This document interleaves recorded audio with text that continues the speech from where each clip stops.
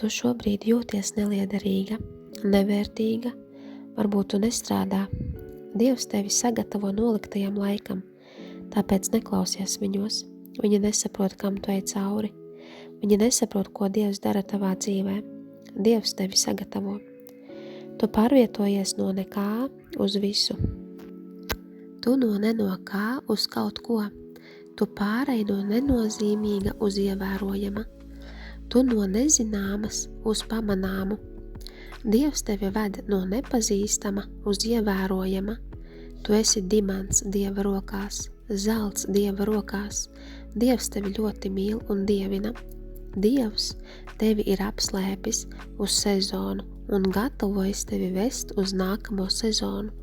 Tu zināsi, jo lietas sāks mainīties, pagriezties.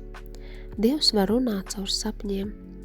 Viņi teica, ka tev nav nekā, ko likt galdā, ka tu esi nekas, bet es tev saku, ka tu esi vairāk vērta nekā zelts Dieva rokās.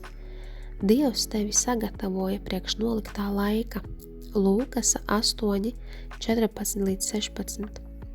Daudzi saņems tavu gaismu, tu esi pasaules gaisma. Dievs tevi apslēpa uz sezonu, priekš sezonas. Ir laiks būt gaismai.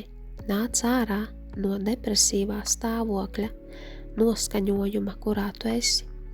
Tu esi gaisma un Dievs tevi lietos. Dievs tevi sagatavoja tādam laikam kā šis. Tu būsi svētība nācijām. Dievs ielika dāvanas tevī, ko pasaulē vajag. Neklausies ienaidnieka melos. Cilvēki no malas vai jau no bērnības saka, ka tu esi nekas, ka tu neesi neko sasniegusi. Ienaidnieks tev melo.